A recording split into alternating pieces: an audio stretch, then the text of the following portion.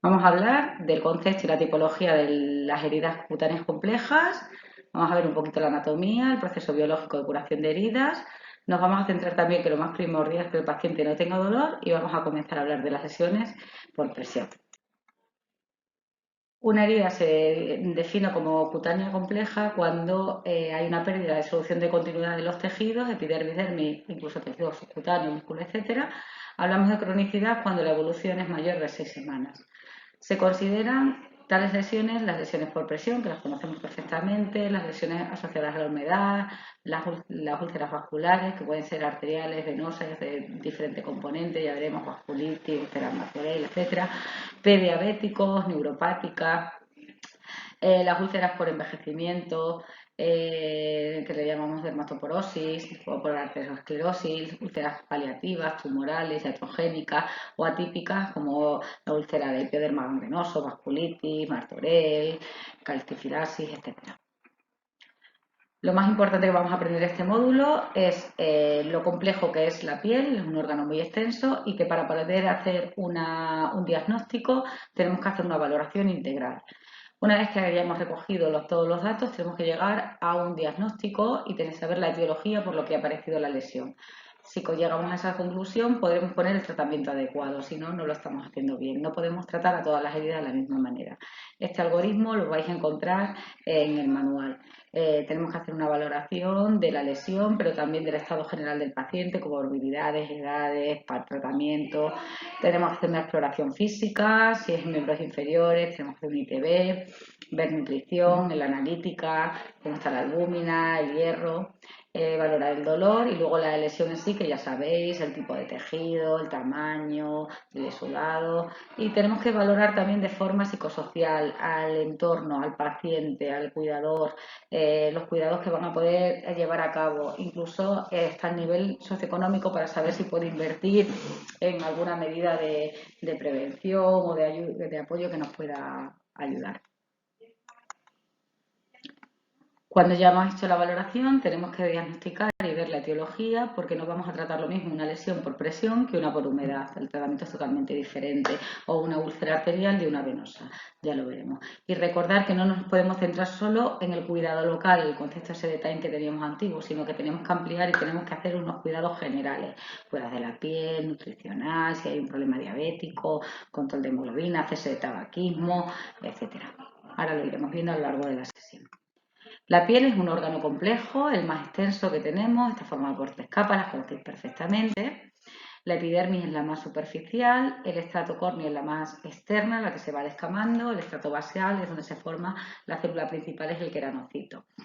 La queratina, las células más profundas van a ser con un núcleo más amplio que se va a ir madurando. También tiene células de Langerhans, que son de defensa, y el melanocito que nos da el pigmento, el moreno de la piel y nos protege de las reacciones ultravioletas. También tenemos las células de Merkel, que es la que nos da sensibilidad. La dermis es la capa quizás más compleja de la piel. En él encontramos una estructura de vascularización, arterias, venas, de inervación, de nervios con diferentes receptores sensoriales, tanto del frío, del calor, de la percepción, del dolor. Están las glándulas sebáceas, donde diferenciamos también glándulas endocrinas y las glándulas apocrinas. Está formado por un entramado de colágeno que cuando es inmaduro se llama fibroblasto, que va a ser como las columnas, y luego una matriz celular rica en hidratos de carbono y proteínas que nos van a ayudar a formar la estructura de la piel. La siguiente, bueno, la célula principal de la dermis, como hemos dicho, es el colágeno, el fibroblasto, y luego pues elastina, etcétera. También tenemos muchos glóbulos blancos, de ahí que se tenga histamina, histocitos, mastocitos, que son los que producen prurito, ¿vale? Y luego eso, la estructura fundamental que hemos dicho que son las proteínas y la glucosa. Y la última capa es el hipodermis, tejido subcutáneo, que sabéis que es tejido de lípido graso. La vascularización de la dermis es compleja. La inervación también tenemos folículos del dolor, del calor, de la temperatura, de frío-calor, de presión. Y luego está inervado por el sistema parasimpático y simpático, donde ya sabéis que funciona los receptores adrenérgicos y la acetilcolina, el colinérgico. Los anejos cutáneos, ya hemos hablado de ellos, el pelo con su glándula sebácea, la glándula sudorípara y el músculo piloerector, las glándulas ecrinas y apocrinas. La apocrina es la que va directamente sobre un folículo piloso, donde tenemos así las ingles, etcétera, y la uña con todas sus partes. Y cada vez que se lesiona una parte de nuestra piel, tenemos que reestructurar todas estas capas.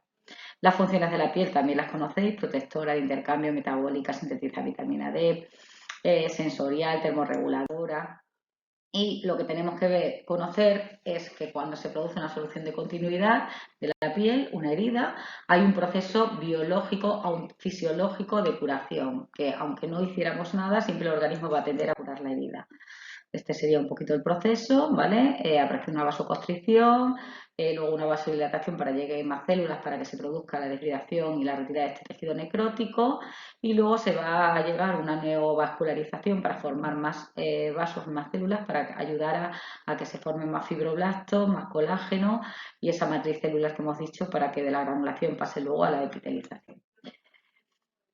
Bueno, pues esto es lo que ocurriría, que hemos dicho: una vasoconstricción, aparece la coagulación llama a las plaquetas forman un trombo y la fibrina es la que activa toda la fase de respuesta inflamatoria de vasodilatación.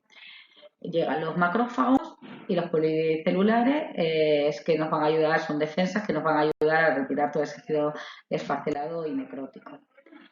No nos interesa que se quede la herida en fase inflamatoria. Si se queda en fase inflamatoria, vamos a tener colagenasa, proteasas que nos van a destruir el colágeno, el tejido necrótico, pero luego ya más avanzado necesito que esa fase inflamatoria desaparezca para que los fibroblastos no sean destruidos por la colagenasa o por las proteasas y pasen al colágeno. Entonces, una vez que se ha realizado la limpieza, aparece la revascularización, la formación de nuevos vasos para que llegue más sangre, para que se formen los fibroblastos que van a ser el colágeno.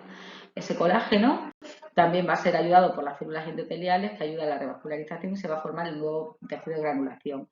Y la última parte que nos queda, pues van a ser que, como hemos dicho, los macrófagos estimulan a los factores de crecimiento, se van a formar los fibroblastos y las células endoteliales para la granulación, y luego necesitamos recordar que en la epidermis que teníamos los queranocitos, que eran necesarios para sintetizar, ya pasar de granulación a epitelización, para que se forme la última capa, la epidermis.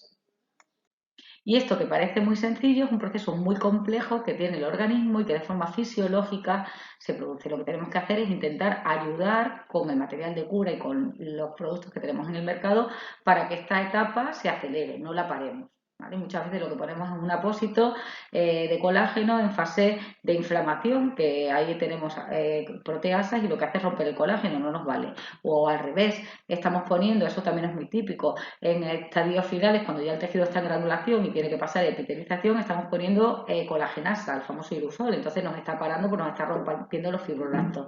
Entonces, ¿terminan curando las heridas? Sí, pero estamos parando el proceso de cicatrización.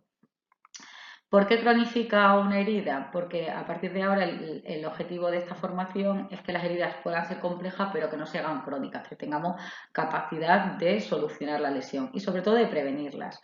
Porque nos quedamos en la fase inflamatoria y la prolongamos mucho en tiempo, con lo cual no dejamos luego a los fibroblastos que pasen al colágeno y provoquen la cicatrización.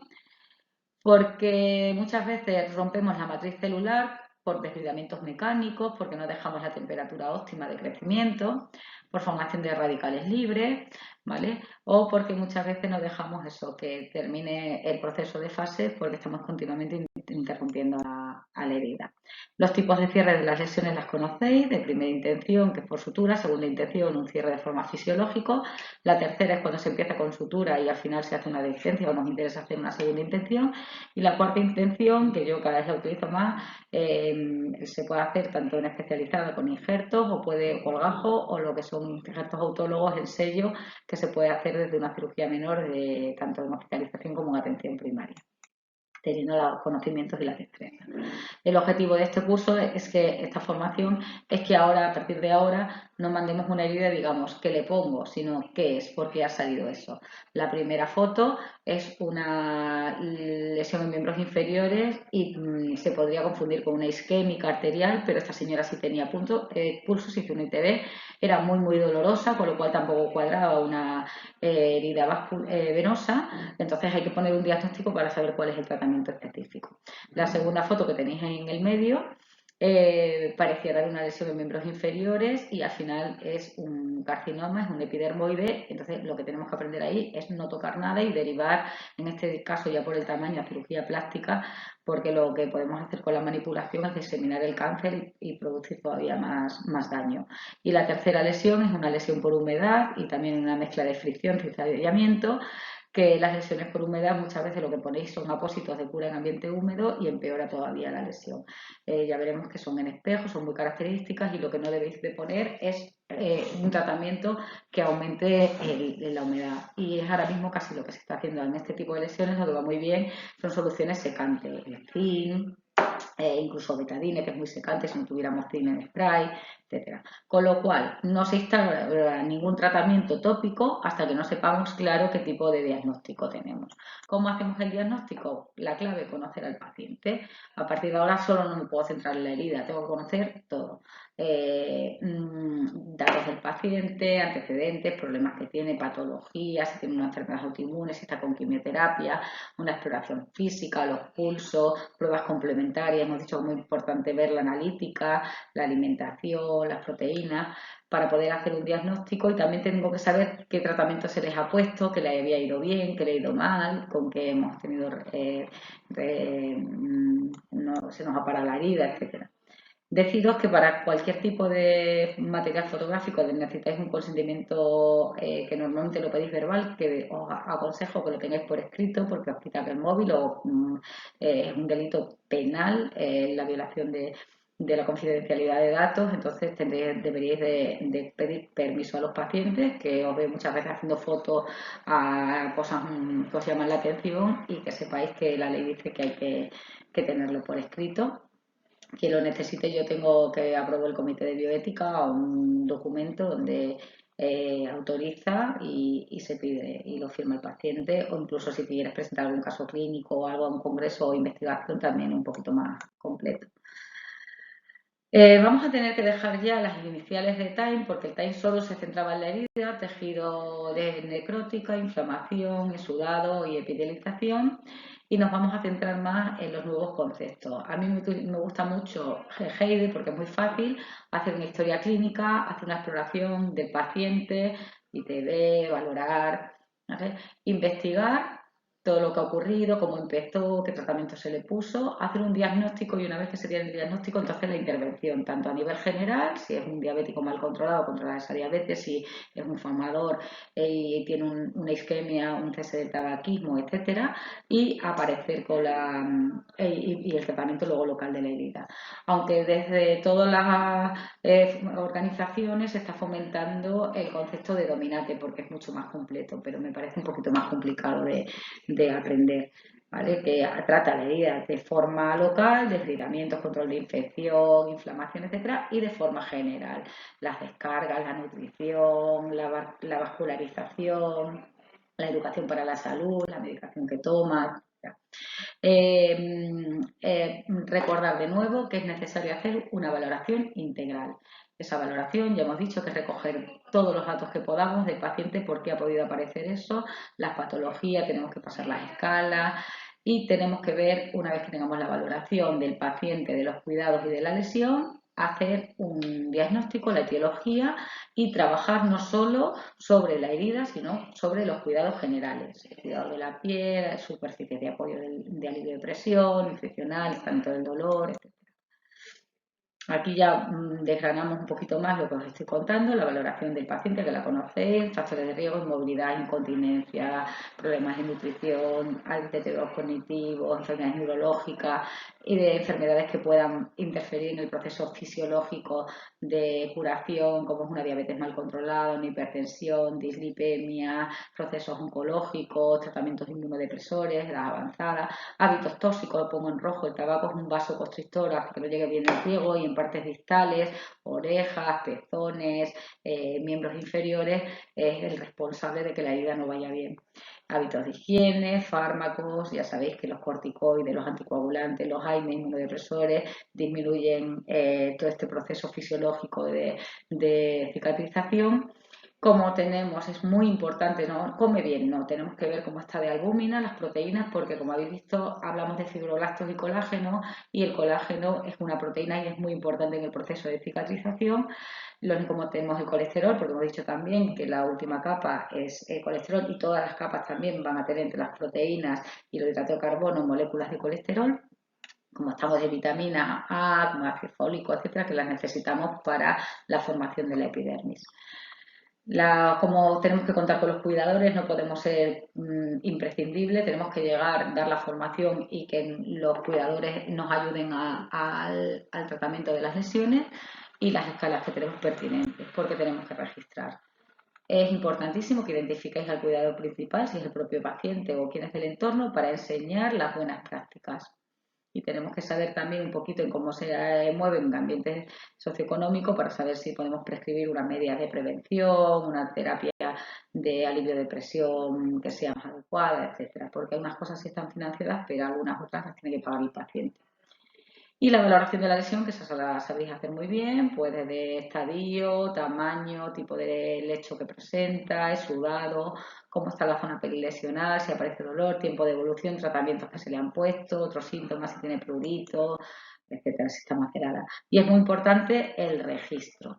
Tenemos en Jara, nos puede gustar más o menos, un documento que se llama Documento de Valoración de Úlceras, que como mínimo tenéis que rellenarlo para saber cómo apareció, cuáles son los cuidados, y aquí tenéis en el tratamiento, vais poniendo la fecha cuando vais cambiando y en las observaciones lo que habéis ido valorando con la lesión. Una vez que se finaliza, curáis, finalizáis el documento y si una paciente en el 2015 tuvo unas heridas y se le cerraron en tanto tiempo, puedo saber cómo conseguiste cerrar esas heridas. Lo que no podemos hacer es no tener registro y no saber qué es lo que tenemos. También tenéis el documento de continuidad de cuidados, que sería una herramienta muy necesaria para que nos comuniquemos sociosanitario, atención primaria, puntos de atención continuada, hospitalización. Y aquí voy a terminar y este módulo para continuar con lo que son las lesiones por presión.